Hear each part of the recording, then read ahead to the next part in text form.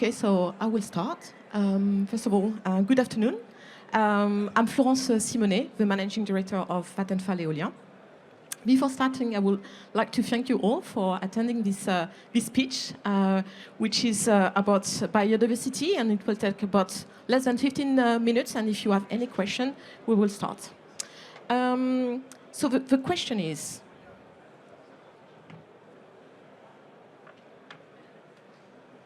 how to strive for net positive impact on biodiversity while developing offshore wind projects. But first, we need to have a look at what the people think about offshore wind and biodiversity.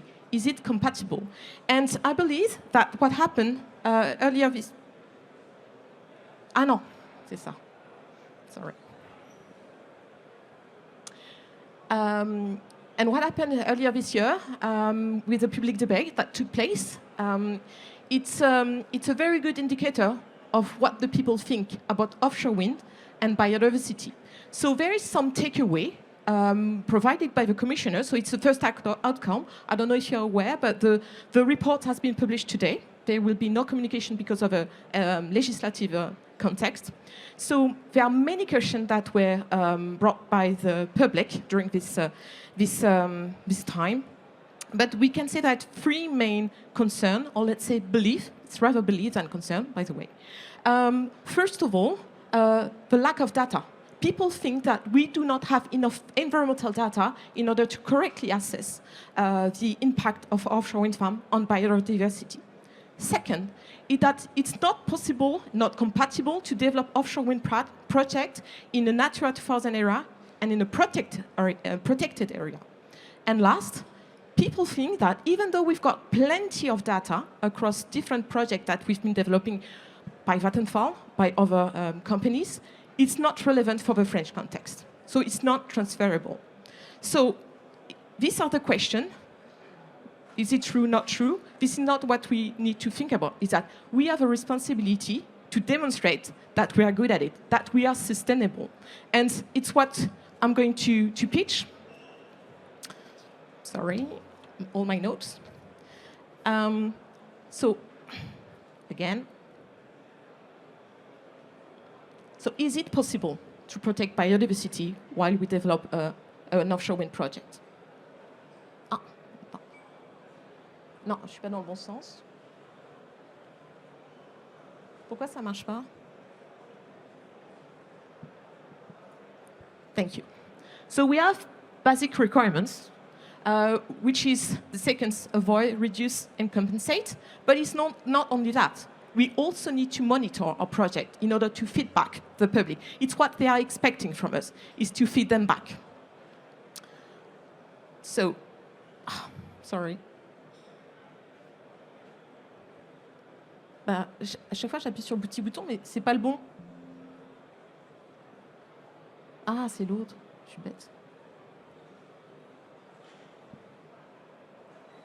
So what we do in Vattenfall, we try to design a project to ensure positive impact on biodiversity.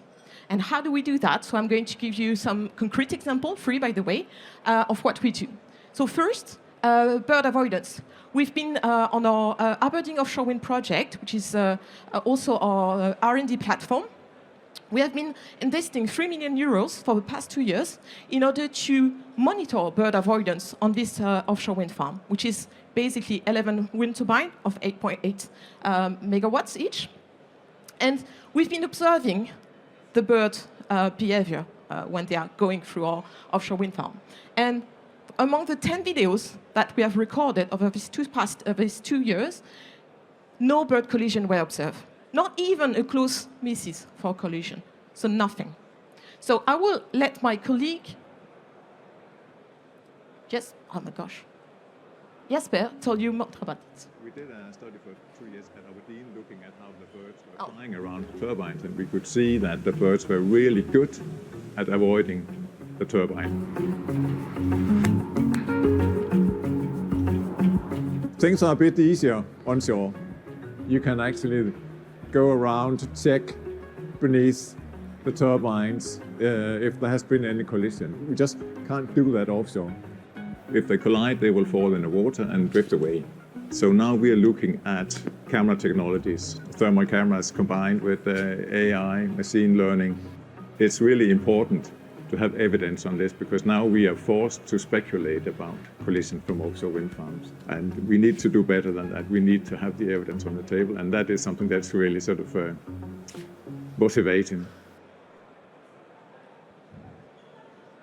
So, yeah, first topic, the birds. Second topic, marine mammals and the noise, the underwater noise. So what we've been doing on our Vesterhav project, which is off the coast of Denmark, during the construction phase of this 350 megawatts that went in operation in 2021. So we use a sound system to reduce the noise level while we were pile driving. And at the beginning, we also start with a soft start in order for the species to move away. And it provides a very good monitoring before construction, during construction, and after construction, gives also a very good indication how the species behave. And it's, again, a good way to feedback people, even though people do not think that it's not transferable. And after the results that we've been compiling and reviewing, the analysis provide that the marine mammals come back to the area. So there is an effect during construction, but after that, they come back. So again, I will let my colleague Audrey tell you more about this project. In the last decade, I've seen that underwater noise has become an important issue in offshore wind farms, especially harbor porpoises, because they rely on ultrasonic abilities. During the installation of monofile foundations, we use an infrared camera, and that creates a lot of underwater noise. And this noise is disturbing for marine life, especially marine mammals that use sonar, for example, to orientate themselves, but also to find food. To minimize this impact, we apply a double bubble curtain, a bubble screen, to reduce the noise levels. We see that after construction is finalized, that harbor porpoises return to normal behavior much faster than without using these measures. I'm sorry. In the last decade. And then the another concept, which is innovation, eco-design, eco-conception, which is, after avoiding, reducing, compensating, a clear way forward for net positive impact on biodiversity. And what we've been doing on our Hollandicus project off the coast of Holland is to design monopile with elliptic holes that enables the more big species to go through the monopile and for the species, for the biodiversity to grow inside the monopile in order to kind of create a protection, a shelter for those species. And we've been working with NGOs, environmental NGOs, in order to really assess and monitor this kind of project that we are really, really committed to. And again, I've got my colleague team who can talk about it. With the knowledge that we have today and with the measures that we are testing, there's a great opportunity to provide a habitat for marine life, not only around the wind turbines, but even inside these hollow turbines where they can find shelter and food. Today we also see an exciting opportunity to turn the turbines themselves into living habitats. This is because we have the newest turbines, they also have holes in the foundations. We call these water replenishment holes. They are, as a first instance, made to counteract corrosion. But we saw an opportunity there because when we have these holes, we thought, hey, we might be able to optimize this also for marine life. So we slightly tailor the dimensions, the water depths at which these holes are placed, so that marine life can enter the holes and can enter the turbines to potentially find shelter there. So we believe that we can have a net positive impact on biodiversity, and we are really committed, and our goal is to achieve that by 2030. So I would like to thank you for your attention, and I'm available if you have any question regarding this topic or any kind of other topics in relation with biodiversity and offshore wind. Thank you very much. Any question or?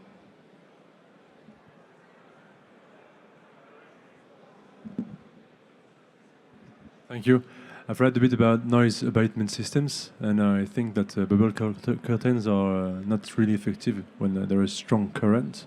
How do you cope with that?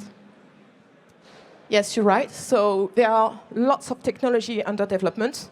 Of course, the bubble curtains, bubble curtains, but there's also some coffin that you can implement. So it's really a case by case. It's also depend on, as you said, the design. Meteocean data are really important, the current. So we design on the best, so we need to match, depending on the different market where we are, we need to match like, in the UK, we need to match reduction. So we need to commit on reduction, whereas in Belgium or in Germany, we need to reach a threshold.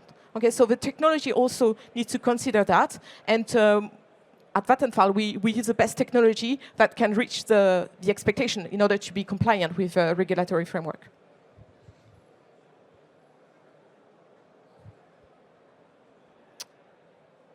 Any other question? Oh, yeah, Tatiana.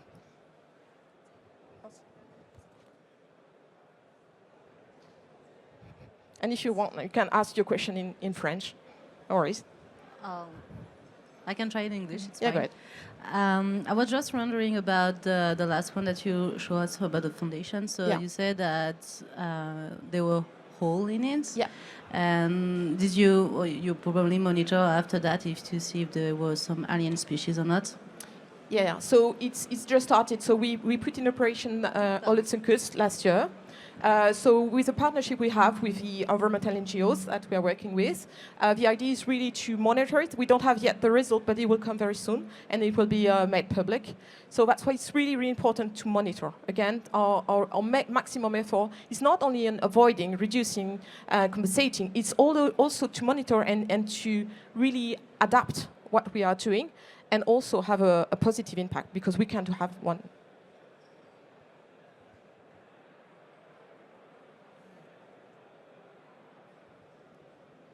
Anyone else? We still have some few minutes, or?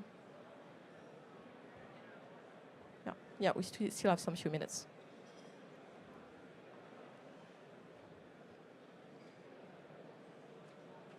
No one?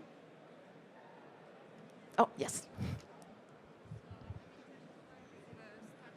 Hi, sorry, I just arrived, so No, I no haven't worries. heard what questions were already asked. But so, what kind of net positive impacts are you considering? Was that a part of your presentation, I suppose? But so- if you summarize, So we just started. It's our goal for 2030. So what we are implementing is really, for instance, I just presented this project on the Hollandse Kust. So it's really to create shelter for biodiversity. So to increase the biodiversity, not also so to multiply the effect of the growth inside the monopile. What we also do on some of our Danish projects is to grow seed.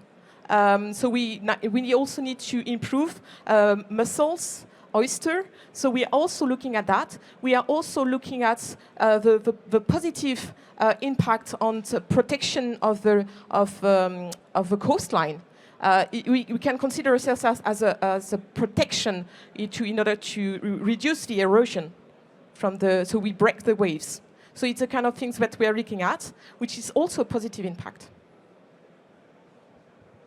Yes, again. No, keep. No, if you want. Yeah. and is there a way to quantify this? So you do different things, and then, I imagine you would want to measure if you really had an impact or not. Yeah, if you had positive impact, So how do you? it's something that is still working going. That's why we are working with universities, lots of experts. We do have in-house lots of experts. You saw some of them on these videos. But we work with university, with environmental institutes. So there is a protocol. So there is a kind of very follow-up monitoring. So we need to show we use lots of technology. For instance, for the seaweed, we use the drones in order to monitor it. And it's also in parallel having innovative system in order to better kind of get the information. Don't know if it does answer your question, but it's still work in progress.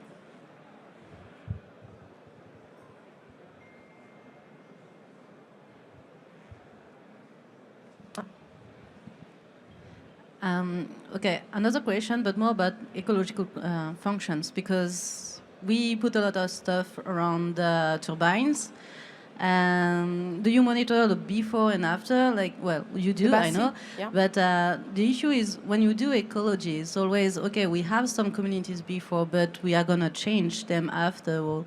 And is it good or not for the environment? It's also something that we study, especially in the North Sea, where you have a substrate that is totally different from the sand. So we are looking at that. Is it bad or wrong? We know that the climate change is coming, so there might be a massive change in the ecosystem across the oceans. So yes, we may have, but not always. We can monitor, and we are monitoring it. And so far, we didn't see a huge kind of change in biodiversity and the ecosystem around our inside of onshore wind farm. It's not going farther away than the wind turbine itself, the scour protection for the foundation itself, and the anterior cable. Yeah.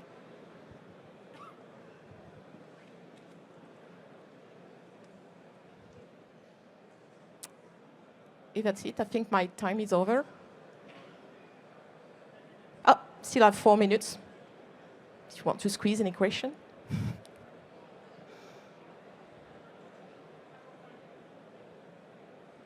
That's fine? Okay. Thank you very much for your attention.